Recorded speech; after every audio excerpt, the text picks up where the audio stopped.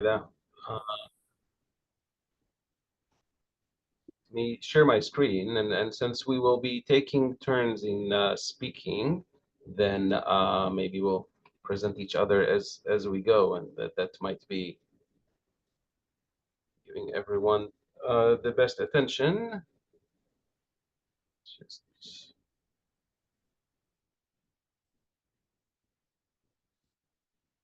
not sure if can you guys see my screen? Yes. And this. Yep. Okay, perfect. So off we go. Before we start, I just want to make sure that I'm probably saying that whatever we're gonna present to you in the next hour and whatever answers we're gonna try and give to your questions are expressing the views of us as individual professionals, of us as the design strategy and innovation team within the IMF, but it does not reflect formally the views of the IMF, the executive board of the IMF, or the management of the IMF. And that's kind of to make sure we are, very kind of putting things at the right level of conversation. Also, we're gonna be sharing with you this afternoon 3 case studies that are touching on areas in which the policy is investigating and providing technical assistance and policy advice to countries. However, whatever we are going to say has nothing to do with these policies. So it's not a policy stand, it's not a policy advice.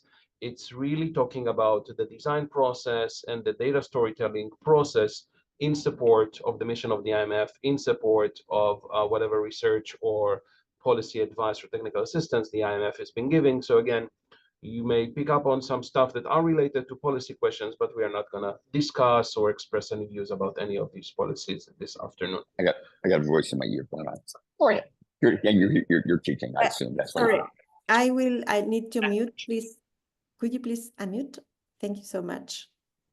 Okay. Mute, sorry, mute, not mute. Sorry, that's Okay. it. Perfect. So we'll have a quick introduction to just our team in general. Then we'll be kind of taking turns in sharing a little bit more about our approach to data. And then, as said, share 3 case studies talking about the methodologies and the practices we used in data storytelling to really bring to life some of these areas that the fund is dealing with. So starting with probably even broader introduction to the IMF, I'm confident that everyone in the room have heard of the International Monetary Fund, but if not, the International Monetary Fund is an international organization that is tasked with providing macroeconomic support to its member countries, 191 countries across the world. An organization that was established 8 years ago. This is kind of a round birthday for us this year, alongside the UN and alongside the World Bank and the Bretton Woods agreements. A very established institution that is headquartered in Washington, D.C., but really is international and held by its member countries. And the Creative Lab is the design strategy and innovation team within the IMF, which is a very interdisciplinary team that is basically sitting in the intersection of the various business vectors, technology and communications, in order to innovate from that sweet spot and to promote the mission of the IMF, mostly by using behavioral science, data insights, and human-centered designs, which are our main toolkits to come up with new products and new services, new strategies that help to solve the global challenges that we're facing, as well as institutional and operational challenges within how the IMF works. What's mostly unique to our team is that most innovation or design strategies, at least in our comparators or collaborators across the international organizations, is not necessarily part of the in-house creative agency of the institution, and our team is. And that's an interesting story, I believe, because it was born out of management desire to basically make the institution fit for the future, and identifying that the IMF requires few engines for innovations from within, and that there is a demand for sophisticated digital products and for a better way to engage with our constituents. And also observation of the industry evolution. At that time that our team was born, there was a big trend of many consulting companies buying design agencies and acquiring these design skills as part of their strategic consulting and management consultant, etc., really appreciating the value that design could bring into problem solving. And that was the gist behind basically placing an innovation team as part of the in-house creative agency, to bring forward the way that designers think in a very applicable way into whatever business problem solving the IMF is tasked with. And this is, of course, very much rooted in information, and McKinsey are the ones that I think gathering the most information around it, and then have been studying it for years across sectors, across continents, and showing, again, for many years now. This report was published in 2018, and it was based on data from 5 years behind. So we're talking about more than a decade of data at this point that shows consistently that the more design-centric a company is, the better it performs. And we see like a very direct return on investment, and we see how designers play really a larger role within institutions in order to drive success, to the point that this is, again, another great chart from McKinsey, to the point where more of the companies that McKinsey classifies as excellent performers, they have designers regularly part of the shaping and redesigning the main decisions and management of that company. So really see it as well, how different and more significant role the power of design, methodologies rooted in design and design strategies, are used in excellent performing companies in order to make their business. And we started as a very small team, but took a very organic approach to growth, where we proved value to the institution, increased the demand, and proved value even more. And now we are 7.5 years old. We have a very large roster of portfolios that we delivered, over 250, with training that we delivered across the institution in several of the countries we serve, with practitioners that we had certified within the IMF that are experts of themselves in some of the methodologies that you use, and with quite a few countries that we have served directly in order to build capacity of innovation on certain contexts as part of the IMF work. So what is it that we actually do? We do a lot around the policy advice support and policy implementation about the applied of behavioral science. We do a lot of stuff around this notion of engagement and community management, as well as on the data visualization.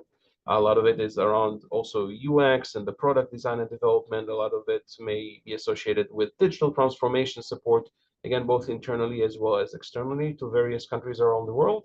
And if we basically summarize it, our line of work is really funneling into coming up with new products and tools, coming up with new strategies and services, and coming up with new technical assistance and policy advice.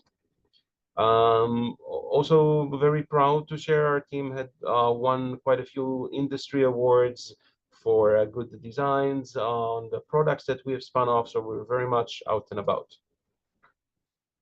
As mentioned, the team is very interdisciplinary, and I'm reiterating it a few times because we feel this is a really key factor in success of teams like ours who go about innovation and design strategy.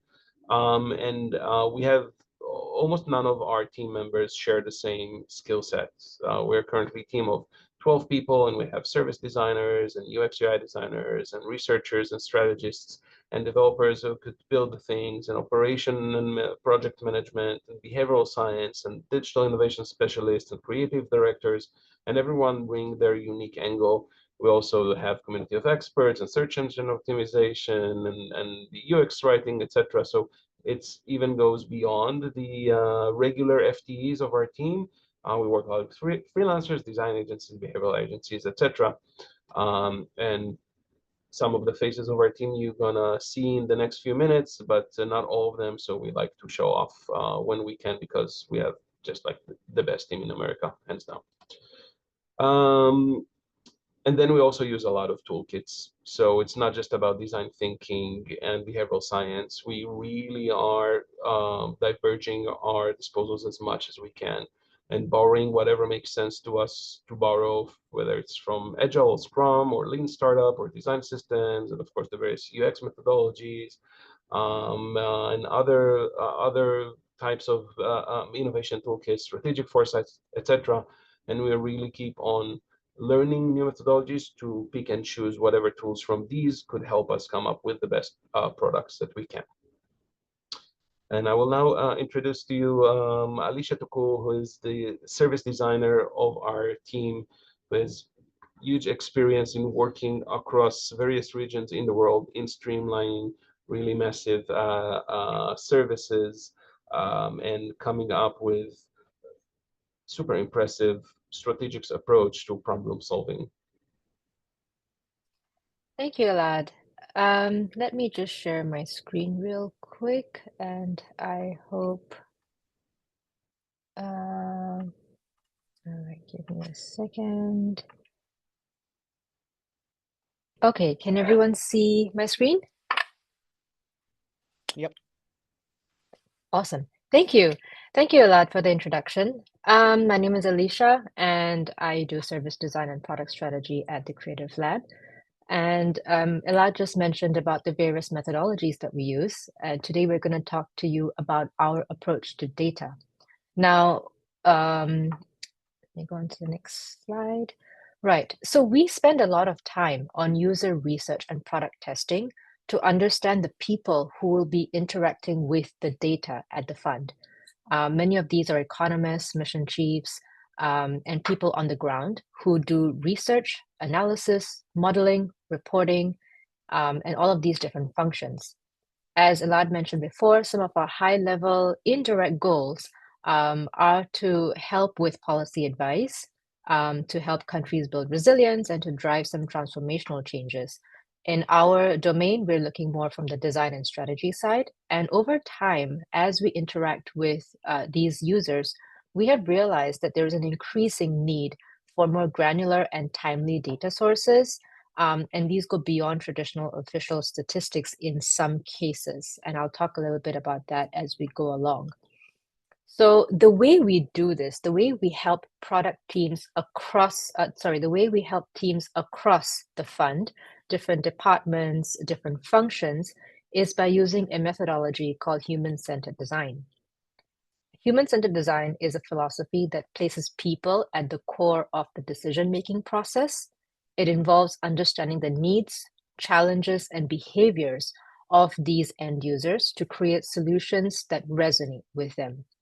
So in this context, this aids in designing a strategy around their preferences and experiences so that it helps us figure out how to really treat the data that they need access to. We are looking to understand why people behave the way they do and how do they really behave so that we can design better interventions for them. And because we work at the fund and because of our unique area, we work closely with economists. And so we also use data storytelling. So data storytelling is different from data visualization. Data visualization helps people grasp and remember takeaways, but data storytelling helps them understand why those takeaways matter. So as we look at data storytelling, what is it? And I can break it down into 4 key things. Firstly, context. Understanding your audience. What do they need for a high-level understanding of a topic? Making sure there's a clear purpose and a goal, and understanding the feedback loops that go around a topic. Secondly, a narrative. Providing clarity around messaging, the language and the tone that's used, and any terminology that's specific to a particular topic. Narrative also means providing a beginning, a middle, and an end to the topic or the story that you're telling through a product or through a strategy, and then also making sure that there is a clear call to action. Thirdly, data, making sure you're using quality data sources, the right data sources, and making sure there's an accurate representation of the topic that you are presenting. And last but not least, tying it all together with visual design, ensuring that you're establishing clear design principles on how your product is going to look and feel and function, and also using design systems or design elements in place, and also leveraging imagery where possible. So these are 4 key ingredients that we keep returning to in our design process. And this is basically how we leverage human-centered design. This is what we use to turn disparate and complex data into an intuitive platform or an intuitive process. We often start with a high-level challenge or problem and apply this design strategy that goes beyond just a visually appealing interface to focus on how users really work. So I'm going to go on to my first case study, which is on the topic of force displacement. So force displacement is a critical challenge that we're navigating at the moment. We are seeing an unprecedented number of forcibly displaced people across the world. The current UNHCR estimates is that there are more than 123 million people worldwide who have been forced to flee their homes due to conflict, violence, climate, and other reasons out of their control. And this lands them in about 1 in 69 people who've been affected. What we have discovered across the fund is that while there has been some internal guidance, data is a big issue for many teams. A lot of the data is on the ground. It is in situations where we're unable to collect data, or the numbers are changing rapidly. So there wasn't a comprehensive tool to help economists quantify the impact of what they were studying.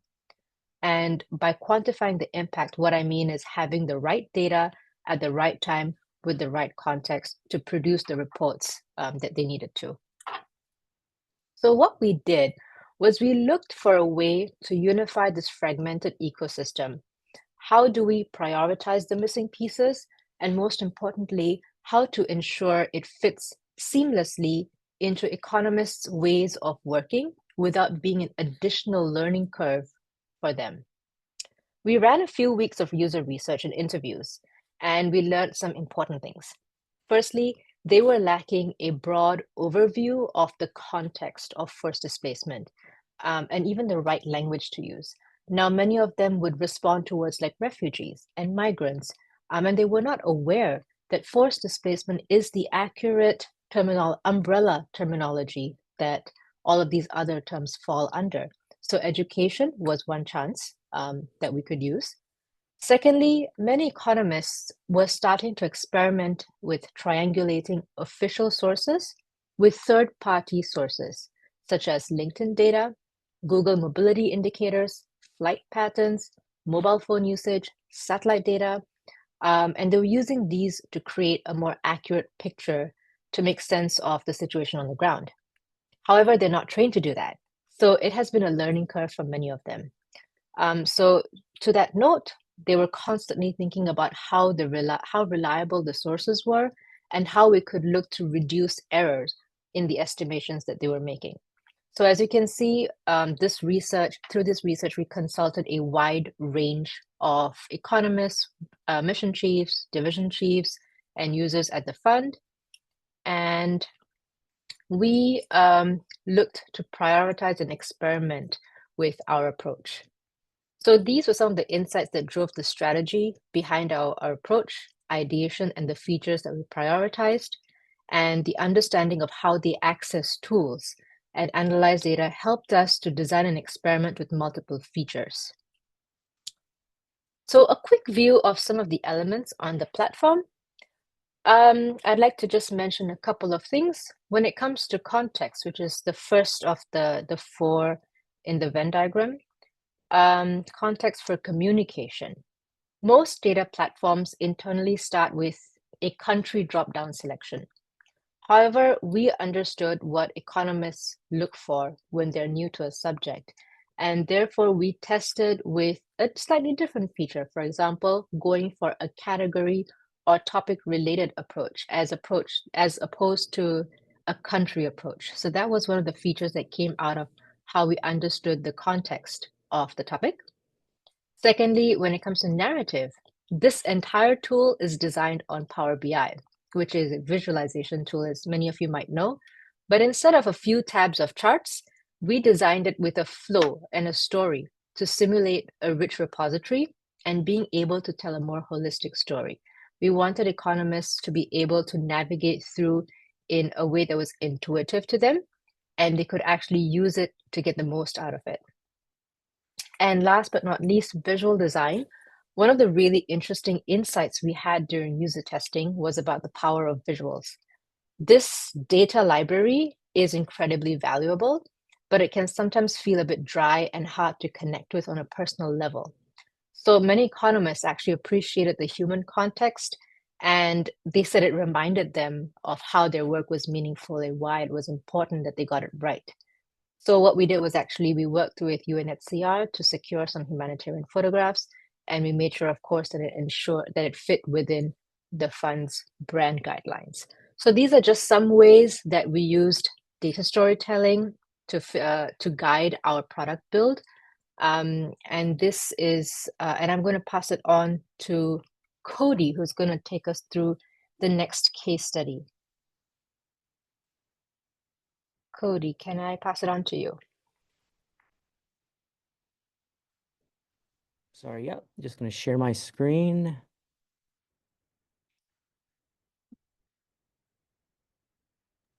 While Cody shares the screen, Cody Starr is the UX and UI designer of the Creative Labs.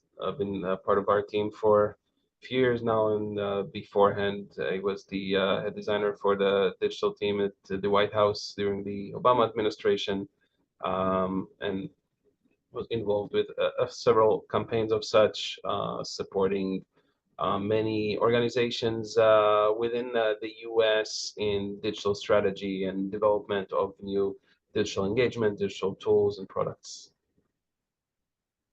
Thank you, Laud. Can everyone see my screen? Yep. Okay. Yes. All right. So I'm gonna walk you through a project that's been ongoing. We've been working on it iteratively over the last 2 years, maybe, and revolving around climate change. And internally at the IMF, we saw that research and decision making was really lacking the use of strong climate data. And we knew that it was out there, but people were not, one, weren't able to find it, and two, when they didn't understand how to use it in their work. And so this project set out to solve that in our way. And so as with all projects you hear about from us, right, we really begin with a research phase, and this is figuring out who our users are and talking to them. And as we begin to do that, we dive into the work they do. So really kind of understanding, yes, you use data in your work, but how exactly do you use it? How do you get it?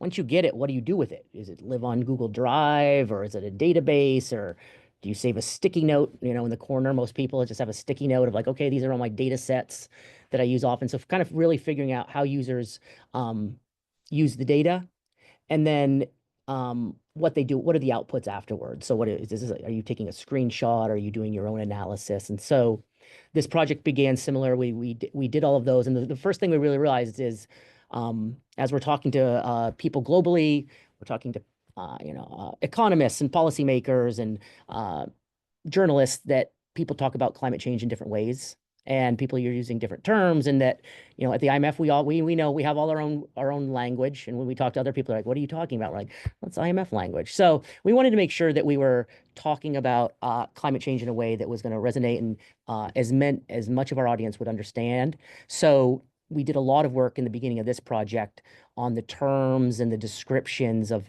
how we were talking about the effects on economics due to climate change. And so we focused on that in the beginning and just nailing that language. And then we moved on to how are we going to structure the site, how are we going to visualize the data, and all the other pieces of the dashboard that I'll walk through. And so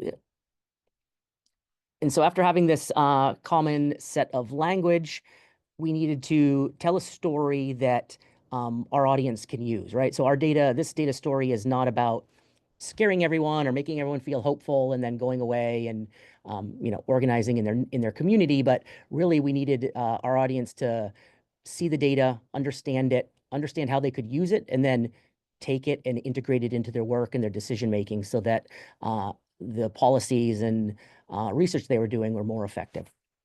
So from our research, first we needed to figure out how users can download the data. Seems basic, but showing the chart is one thing, but there's a lot more data behind a lot of these charts. And so, building in tools and working in the platform, this platform we used is Esri. And so we do a lot of custom work at the IMF, but a lot of times we're leveraging other existing tools and platforms, especially with data where there's a huge backend and data pipelines that get pretty complex. So leveraging it, how can we quickly get the data into users' hands? And so we have the charts and the visualizations that tell the story, but then for those users that want to dig deeper, we allow them to easily navigate to ways to not only get transparency about where the data is from, how it was calculated, but also to download it in different ways and view it in different ways. So you can quickly jump to a table and view the data in a table, because we like to do the pretty charts, but a lot of our users are like, I just want to see it in a table. And so we give them that also. So we're trying to give as many options to view and analyze the data as possible. And so you see a little bit of that here, just ways to search and find the data if you just want to go through a list like this, something more like Excel. You can do that, or you can use the tool more going through the traditional way of the navigation and looking at the charts. And I think one thing which is I think all projects have challenges and struggles, and you have to work within confinements. And I think really the last piece here is not letting the tools get in the way. And so we really try to leverage the tools that we have and make them work and test and kind of push them as far as we can, because we are working within this constrained platform that has certain features. So after we have our language in place, and we have we have the data structure in place and easily we have to navigate it, we work on visualizations. And so here there might be 50 charts in this. And so I think that it's fun to work with that much data, but it also is a challenge. How do you create a cohesive platform that has this much data, that isn't overwhelming, that also doesn't become too monotonous to look at, right? So as you're scrolling through pages of charts, we definitely work on what visualizations are going to tell the story the best, but how does that visualization relate to the visualization below it? What colors are you using, right? Colors have connotations, and red is bad, red is negative. And so what are the colors we're choosing? How are we using them? And then also, when we're working with this much data, how can we pick a palette that creates some kind of relationships between data? So as you're going from page to page or scrolling down a page, blue starts to mean something to you. You're like, oh, that is CO2. I keep seeing the blue CO2 color. So as much as possible, we try to integrate those logics into the data visualizations just to help and make it easier for the user, because there's a lot to absorb. They're trying to understand the charts and the visualizations and the data, and we just want to make it more seamless and easy to use. And in this, I talked a lot about the language, but we spent a long time, and we actually included a lot of in-depth kind of descriptions of the charts, more than you might see where you have a big headline and kind of something eye-catching. We really went into depth on what is the chart saying and trying to get at how people might use it. So kind of helping guide them in this process, not just giving them the data and say, go use it. It's really using our experts to explain how these could be used, because you may see this but not understand how it relates to your work. And lastly, all projects, I think we even see with ours, right? There's a big there's a big launch promotion, and the comms team puts out social, and people are talking about it, and there's a bump in traffic. But how do you maintain that over time? And we update data, add data to projects, but how do we keep people coming back? And so lastly, we do it a lot, and we have we have a big comms team, and people interested. So we create kind of, here what I'm saying is ecosystem work. So there's, over the course of the years, we're putting out blog posts about kind of micro stories about different topics, and we're putting out social media graphs and research so that are all tying back into the hub but don't necessarily live on it, I think, which helps helps us keep the data dashboard focused without making it overwhelming, but still driving traffic to it, telling different stories, showing different data that doesn't all necessarily have to live on the hub.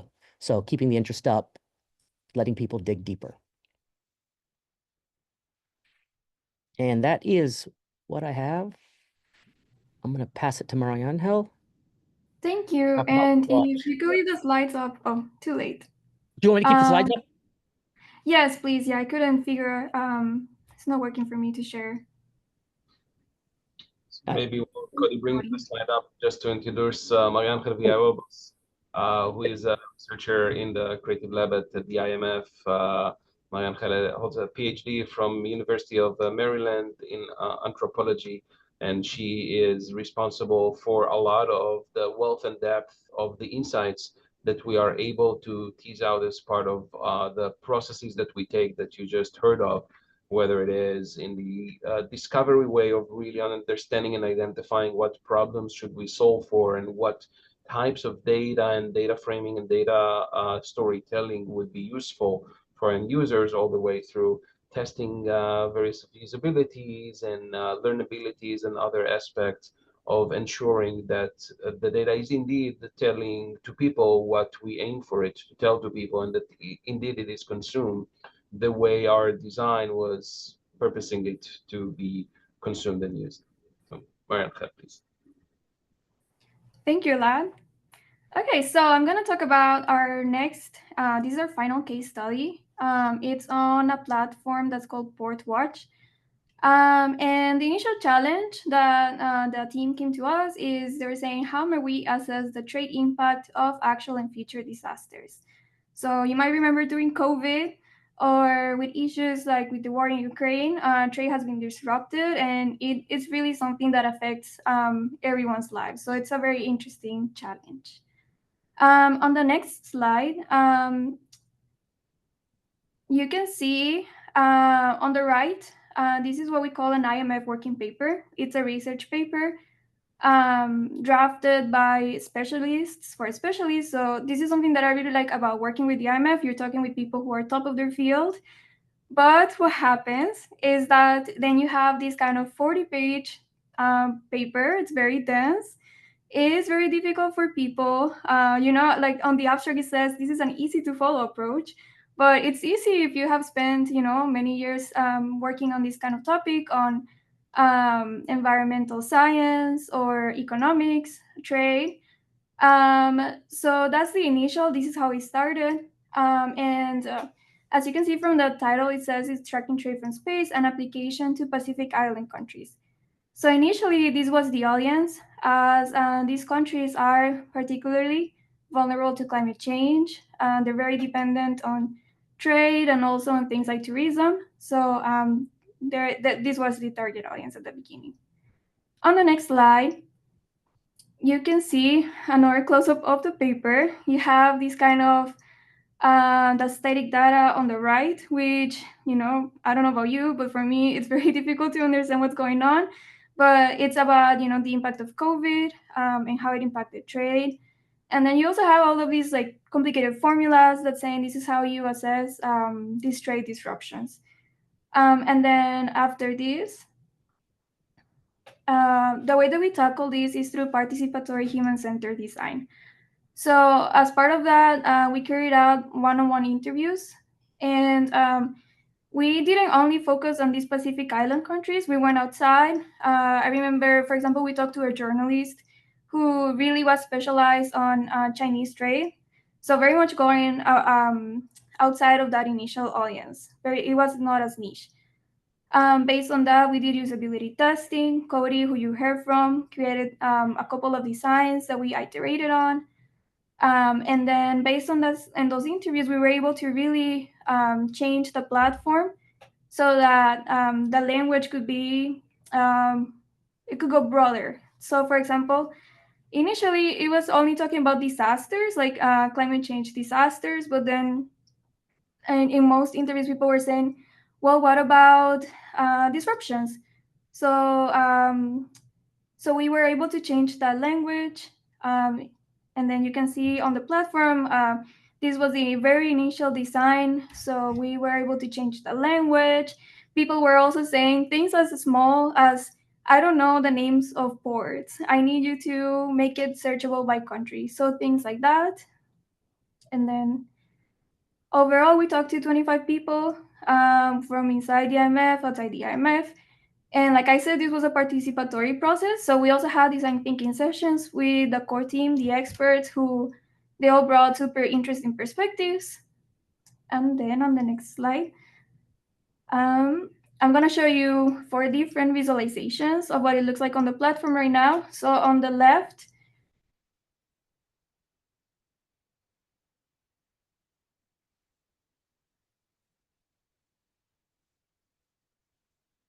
Did we lose you, Mariano?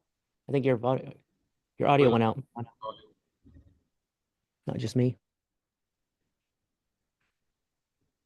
No, it just cut out. Sorry. No.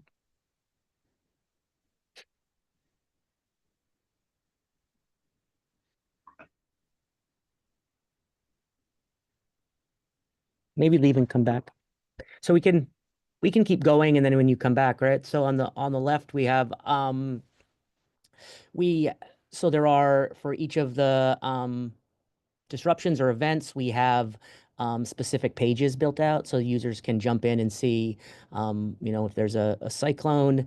Here we have Milton on the left, and this is showing the ports impacted, but also then where ships are coming in and out of. Because I think what we saw from the research is that there's an impact to ports, but there's also huge spillover effects. And so when one port is disrupted, what happens to the ships that are waiting there? Or when there's a ship is sideways in the Panama Canal, what are all the impacts around the world when ships can't make it through? And how does that kind of ripple through other ports and then into economies that can't ship their goods to other places? And then can you hear me now? Oh yeah, you're back. Okay, that was weird. I don't know what happened there. Okay, so I did the left side. thank you, Cody. So next to it, it's another visualization. For this one, I wanted to show it because there's a really nice paragraph below the title. Because going from that super complicated paper to the visualizations, it's really important for users to be able to have a snapshot of what they're looking at. Because during testing, of course, people were saying like, okay, this looks really interesting, but I have no clue what I'm supposed to look at. So kind of providing that context. And then next, these are the aggregated real-time indicators. And this is a textbook example of thinking about these researchers and IMF economists, because they really love to have the data in context to download it. So on the very right corner, there's an export data section, so people can go and access the data. There's a source, so it's very much also keeping in mind those users. And then the last one. And then this one is one of Cody's designs, where on the homepage you have these for watching numbers section. So it's very much like these bite-size numbers for people to very quickly get an idea of what the platform includes, what it is all about. And then finally, we have these examples of how the platform went beyond the initial audience of the Pacific Island countries. So it's been on the media. So for example, with The Economists, we have an article where they use birdwatch talking about the Panama Canal. And then in the middle, we have the Financial Times with the Red Sea disruptions. And then last, about a storm hitting Chinese ports. So it's been very, gratifying to see the platform really going, beyond its initial audience and being really put to use in all of these avenues. And that's where we finish with the case studies. I want to thank you everyone so much. We have here the examples of the climate indicators dashboard on the left, Watch in the middle, and then the forest displacement portal. Thank you very much. Okay, so now we are opening our Q&A session. I will stop the recording right now. So